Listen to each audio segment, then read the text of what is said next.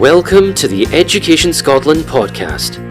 In every episode, we are joined by teachers, professionals and experts to unpack some of the big questions and topics facing the education sector in Scotland.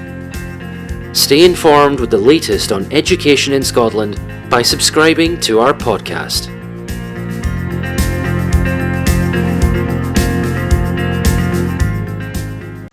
Hello everyone and welcome to this Education Scotland podcast. My name is Ollie Bray and I'm one of the strategic directors here at Education Scotland, and I am delighted to welcome you to the very first episode after the summer holidays of 2025 of the Curriculum Improvement Cycle podcast. And last year, a number of you tuned in to the mini podcast series where we were exploring different cross-curricular themes. And I'm delighted today we're going to be taking a bit more of a deep dive into health and wellbeing. So it gives me great pleasure to introduce two of my colleagues here at Education Scotland. These are two of our national advisors. And I probably should just explain that national advisors is a role that we've got Education Scotland, and these are people that are seconded out of schools and settings for about 23 months to be able to contribute their expertise into the national picture. So I've got Amy McDonnell on the call with me, and also Stuart McCracken. Welcome to both of you. Thank you. Right, folks, we're just going to go straight into the questions, if that's okay, around that. So. Health and wellbeing. I know that you're living and breathing this. You were living and breathing this, in schools, with the different roles that you had.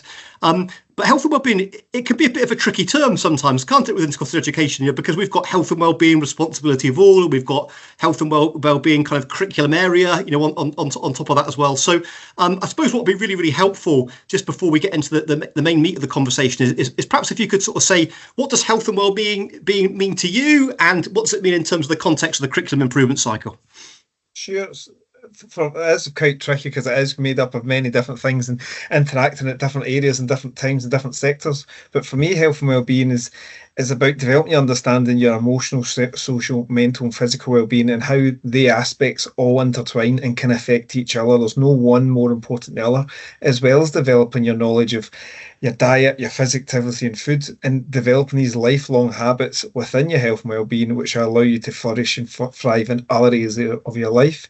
And through that, it would be developing your coping strategies and your relationships and your ability to make positive life choices as you navigate through your life. And I think that's health and wellbeing for me is one of the curricular areas that doesn't just stop when you leave school. It's something that you're always developing through your entire life, whereas you could argue with certain other areas in the curriculum that might stop when you leave school. But I think health and wellbeing is always an area you're continually developing as a person as you navigate through life.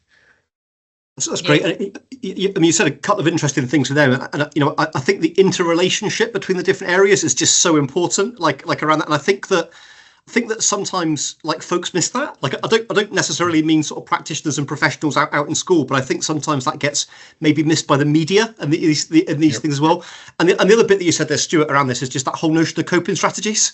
Around this, it's not just the kind of the theory of health and well-being, and I'm being a bit tongue in cheek there, but it's actually how can you use that knowledge and skills to actually help yourself, and help other people, as well. And sorry, Amy, I think I interrupted you. I think you were going to come in there as well.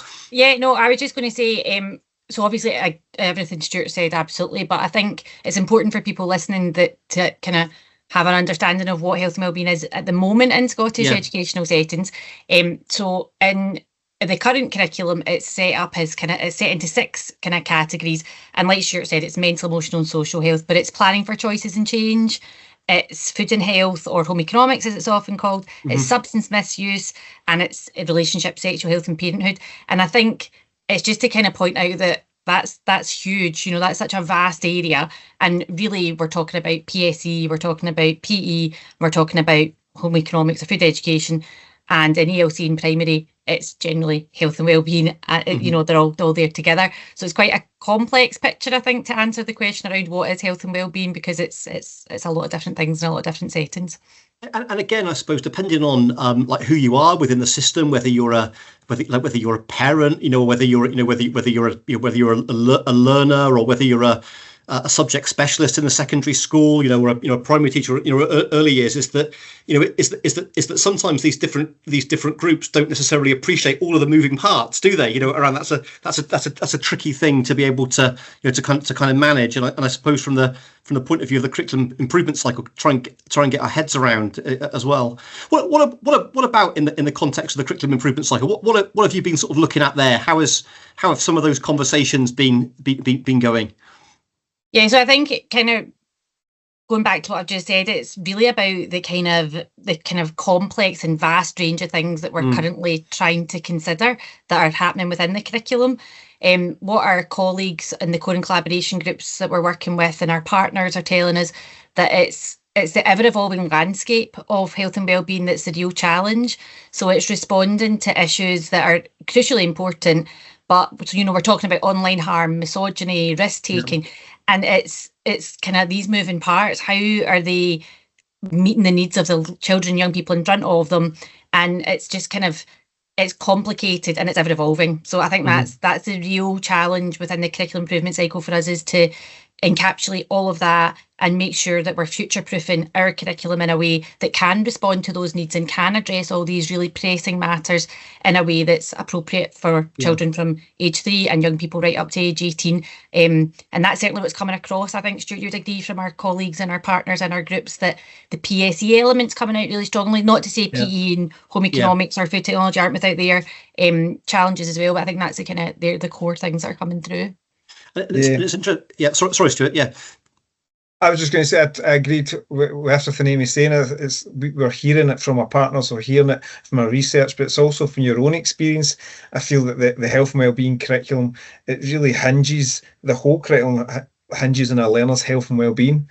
From my background, I used to be a pastoral support teacher, guidance teacher many years ago, and you could see it with the learners in front of you. If their health and well-being wasn't in the right place, then nothing else was going to work for that child.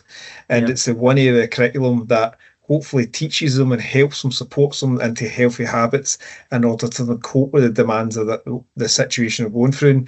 And our kind of quote is that health and wellbeing curriculum is normally used to fix society's problems. That's who's always champing the health and wellbeing door for us to address and put areas into the curriculum. And through the curriculum improvement cycle, we're challenging our members to be really future-proof and be bold and be brave. Can they come up with strategies and areas and concepts that will allow our learners in the next 10 years to still be relevant and up to date and be able to cope with what the world throws at them then?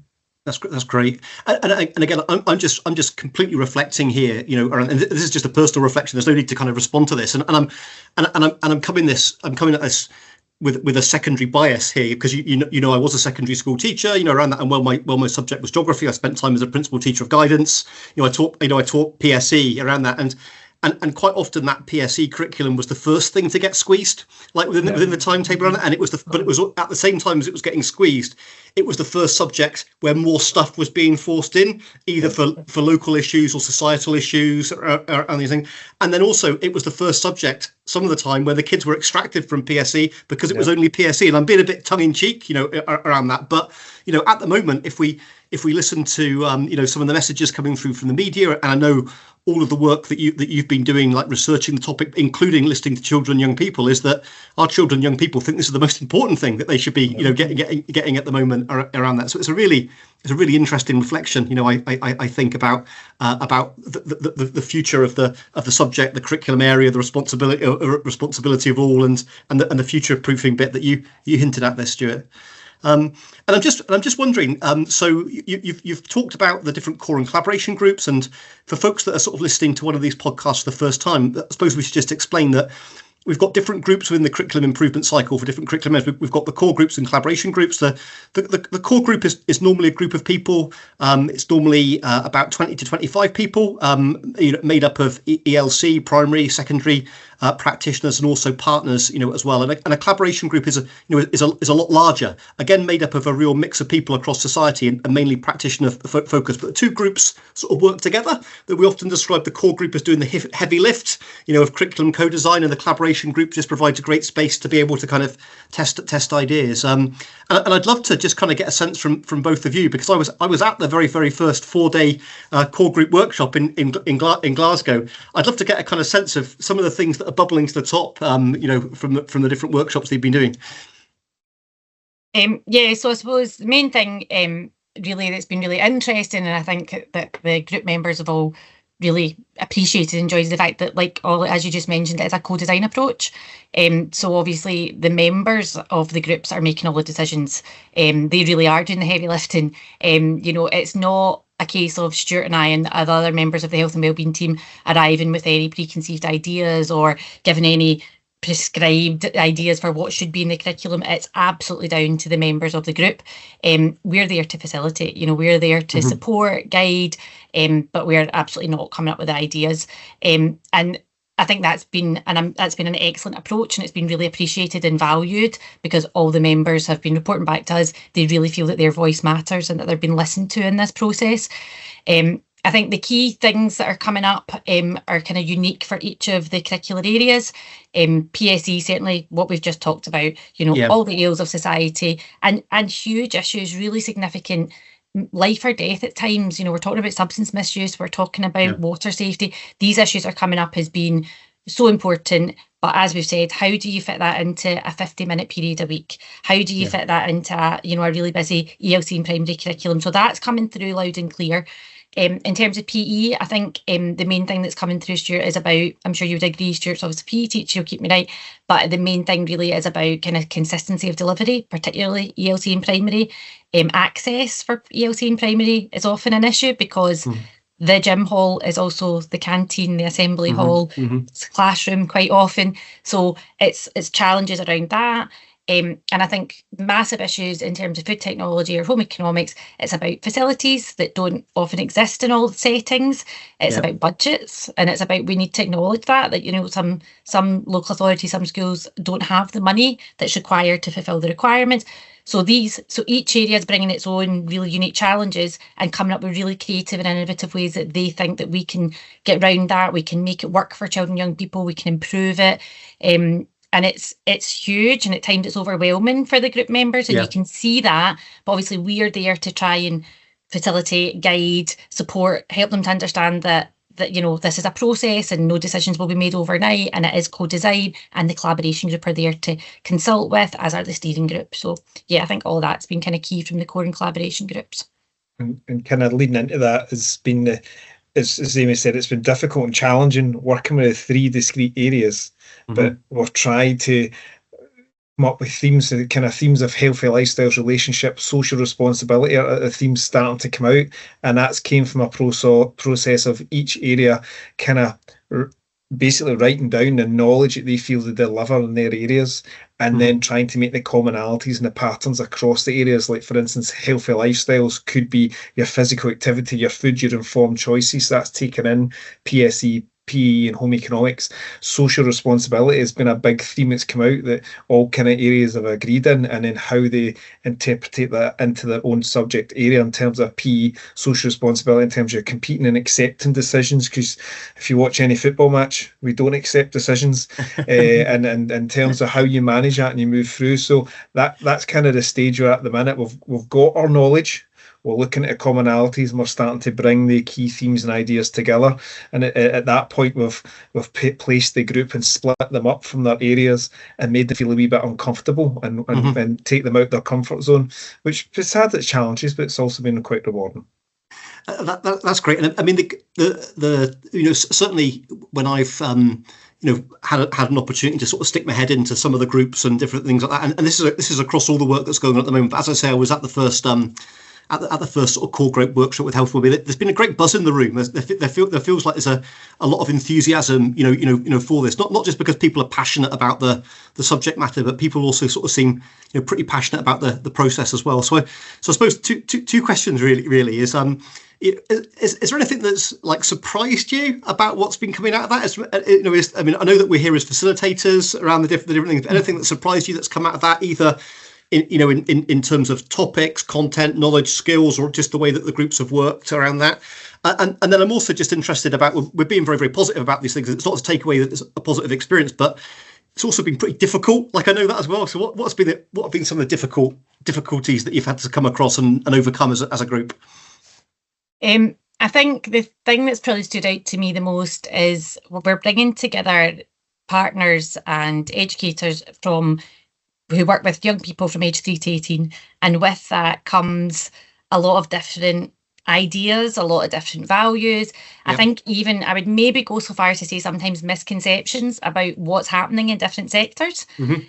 So I think that's been surprising and a challenge, if I'm being honest, because at times, you know, you've heard a conversation happening about, oh, but they'll just do that in primary, or oh, well, that would happen in S5, and you're thinking, but we don't know that. So, but there's people in the room that do know that. So let's talk to each other. And it's just been about kind of promoting that dialogue and making sure that people acknowledge the amount of the wealth of information there is in the room, but actually let's not go on what we think is the case. Let's actually talk to each other, because you can't be an expert in ELC and secondary most of the time. So we totally understand that, but I think that's been, certainly for me, that was quite a surprising element and a bit of a challenge. But I do think that people now that we've kind of formed a community and everyone's, you know, gelled, they're comfortable and they're confident to ask that question, whereas at the beginning it was maybe more of a just kind of, oh, well, I think I know how that was, or I remember what it was like when I was there.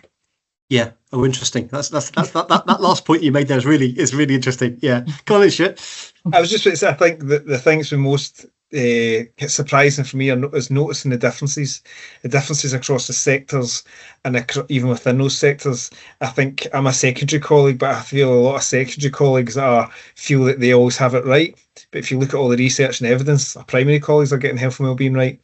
And over the years, I'd say our ELC and our primary have changed to reflect the new generation of youngsters that are coming through. And there's a quote for one of our members that always sticks in my head. She said, I can judge what age and stage I'm teaching at a primary school when I walk in and see how many tables are in the room. Because at a younger school, keep me right, Amy, younger down, there might be less, there'll be more active learning, more moving about the room.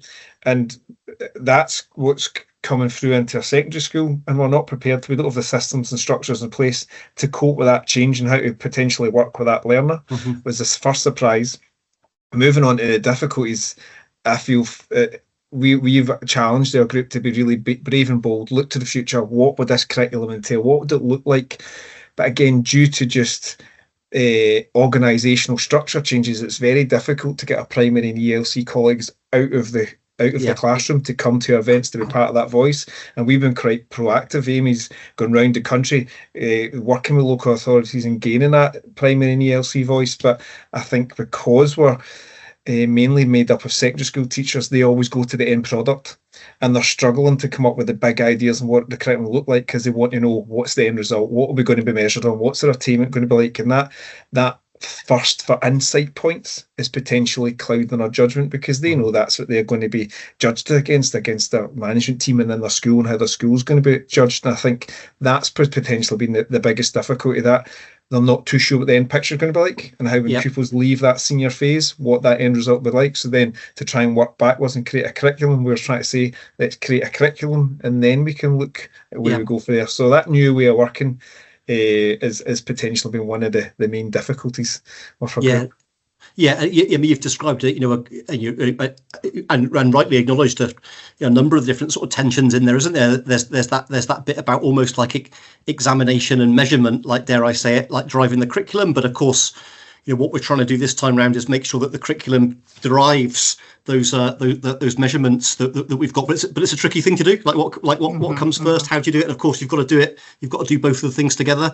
And you're right, Stuart. Is that sometimes, just through circumstance, like in particular, we've struggled to get ELC practitioners away from their setting. So I suppose one of the things that we should reassure the listeners to this is that we're trying to build in other structures around that as well. So we are now purposely over recruiting, I suppose, for ELC practitioners, which means if people have got a call off on the day, which is we get the most call offs from ELC, hopefully we're still going to get a critical mass. And as you said, Stuart, Amy's been out and about, into primary schools and ELC settings where we've been taking the materials to the people around that. And we've also built in an early level, in particular, reference group, so that any decisions made we can run past that as well. So we're learning as we go along, sort of trying to build in these different structures. But it's important to acknowledge where the challenges are as well. Okay, great. So I suppose we're sort of walking towards the end, of things, but and end of the conversation. But I suppose what's the most important question? This is a bit meta. This kind of like, but what's the most sort of important question that we need to keep asking ourselves or reminding ourselves about, like during this work? Yes, a very loaded question, Ollie. I think I've thought about this a lot, and I've thought, what have I been thinking? What have I been asking myself all the way throughout this before I present at an event or speak to a colleague or visit a partner, whatever it may be. And for me, and I think for the whole health and wellbeing curriculum team, it's about what do children, young people need to thrive and lead happy, fulfilling lives, and that means at every stage of their development. So from 3 right the way through to 18, is what do they actually need to thrive, lead happy lives, and be fulfilled. And arguably that could apply across all curricular areas and all contexts, but that's really been at the forefront of my mind throughout this process. Great, that's a great question. What about you, Stuart? Oh, Amy was leading that one. You've caught me off. I was going to answer the next question, Ollie. For me, we always ask, it goes back to our colleague Cheryl, I think, and TJ, when they always talk about what's the most important question is, what do we want this to look like in the future, and how do we support our learners? We know the challenges that they're experiencing. How do we evolve and meet those challenges and try to provide them with a platform that they were able to adapt? So, for example, in schools and in the PSE curriculum, they often talk about a specific area, like vaping's the next thing. We have to teach them about vaping. We need to teach them about, why not teach them the overarching topic that's going to help them deal with the next fad, whether it's vaping or whatever else comes down the line. That's for us. How do we put that into practice so they're able to navigate and deal with any challenges that come in across? That makes sense. Yeah, no, it does. Absolutely does. And I think having that sort of future thinking lens is just so important around this. It's again, it's something we sometimes talk about a lot, but we're not very good at it around that. So we just got to keep holding ourselves account to that, and I think just challenge ourselves. Well, are we really looking into the future, or are we just looking at the now or in the past? Around that. I think that's so important.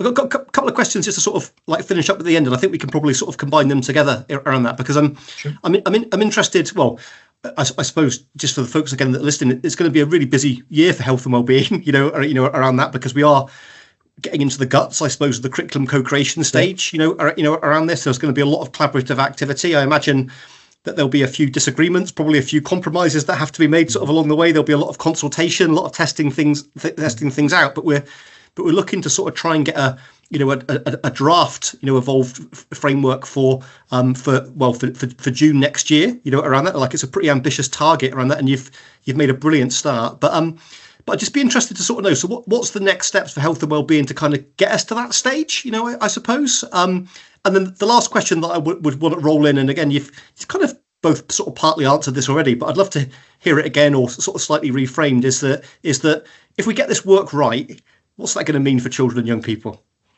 Okay. What next easier? What's next is easier than that last question. So Amy's been working on an evidence paper that tells you the current landscape of the health and wellbeing curriculum, and it's looked at international comparisons, attainment data, and a whole range of other aspects that feed into providing a current landscape and health and wellbeing, and what our next steps, being suggested next steps, and that should hopefully be produced and be in the public domain soon. For us, we have our core and collaboration groups hot on the heels that over the next few weeks, and it's about writing and finalising our big ideas. So we're quite interested to see how they produce and group our concepts that we have, how they bring the concepts together into big ideas, because we have our big ideas, our concepts, and then our underlying technical framework underneath that. And through this process, we have our network meetings this month. So anyone that's on the call and interested, please feel free to look at the Health and Wellbeing Network. So we start off together and then split into 3 discrete areas. And we're in any in-person event that we're out at, we always share the message of what we're doing. For instance, so this month, Amy and I are going up to Angus Council, and I've got Glasgow Council in a month. We're meeting with subject groups to share the work what we're doing in more detail, and always get that message out. But for us, keep in touch with the networks. That's our main body that we can get the information out to you as soon as we possibly can. And how do people, just on that, because actually the Health and Wellbeing Network as a whole, it's quite a new thing. Like we did, if we went back a few years, we didn't really have one in Education Scotland. It's something that, again, you've both been involved in it. I think you were both on the network, before you started your secondment. It's part of that, but it's a relatively kind of new development. If folks are listening to this and they want to sign up to the network, how do they go about doing that? It's sure they can reach it through our Education Scotland page, and then from that it's just that kind of meetings request, and we would put you in. We meet at least once a term. Great. To kind of share, and at that point we'd have different guest speakers that would come in, or different relevant projects, and come in, people would share the projects with you. So like in terms of Sports Scotland, we have membership with our HEAT and SATP organisations that feed into our two main subject areas, and there we work very closely with them to share the messages of how we're evolving and what we're doing currently. And I suppose just in the spirit of being open, honest and transparent, as we've tried to be through this conversation, is that the Education Scotland website isn't the easiest website to navigate from time to time. So what we'll maybe do is just in the sort of the show notes, like below this, we'll just stick the direct link into that page. So if folks are interested in that, you can click on the link and you can sign up. What about you, Amy? You're gonna have a go at the big question, or are you gonna give us another update? I'll have a go at it. I'm always up for a challenge. So I think if we get this right, I think what we'll see is we'll see lots of things improving, but I think the main kind of marker for us would be what children and young people are telling us. The evidence paper that Stuart mentioned that I've been working on over the last year or so, lots of the kind of data statistics from that are from surveys, are from conversations with children and young people, because PSE, Health and Wellbeing, is quite unique in that way that we don't have necessarily attainment data for PSE in terms of, examination results, SQA results, things like that. And what a lot of children and young people are telling us is that they don't feel happy. They're worried about life. They're worried about their future. So there's lots of metrics we could use. There's lots of things we could look to. But for me, it would be our children and young people telling us, I'm happy. I want to go to school. I know who I am. I know what I'm going to do in my life. And I think it's really important that we acknowledge that doesn't always necessarily equate to academic attainment. We want to acknowledge that actually the jobs market in Scotland in 10 years' time, 20 years' time is going to look really different. And, we need to make sure that our children and young people are prepared for that. And that means equipping them with mental, emotional, social and physical skills, all the things that we've been talking about. So for me, it's children and young people telling us we've got it right. That's great. That's great. What a powerful measure that would be. Come on in, Stuart. Yeah. I was just saying, Ollie, for me, one of the reasons that I looked into coming this comment is looking at big ideas. And if a big ideas curriculum comes into place, then it should hopefully reduce the pre-prescribed kind of rote learning approach. Yep. That was always one of the challenges for me, is not to do in my practice. Yep. But unfortunately, I think because I'm coming from a secondary background, the attainment pressure that Amy's mentioned, that's potentially where some people go to as a safety default. But if we really put in and we get our big ideas right for the health and wellbeing curriculum, then that would hopefully move away from that and pupils going through a curriculum they enjoy and they can flourish and develop knowledge. It's going to help them as they move through life. Fantastic, and that's a great, I think, sentiment to kind of finish on there. The only thing left for me to say is, Stuart, Amy, thanks so much. Thanks for the conversation. We're kind of recording this sort of quite late on what looks like a kind of autumnal sort of Monday evening, like around this now, like it feels like a Friday, doesn't it? It's that kind of feel to it, like already. So just want to say a big thank you to both of you for both joining in the conversation, answering the questions, so well and in such a wholesome way, but also just thanks for everything that you're doing and all of the energy that you're bringing to the process with your with your individual expertise as well. So thank you. Right, folks, that's the end of this podcast, the first one of academic year 25-26, and we are going to be recording our next one soon. Thanks very much. Thank you for listening to this podcast. Don't forget to subscribe for notification of when a new episode is published. If there is a topic you would like to hear featured on this podcast, get in touch with us. We'd love to hear from you. Follow us on our social media channels for all the latest news from Education Scotland. Education Scotland is a Scottish Government executive agency charged with supporting quality and improvement in Scottish education.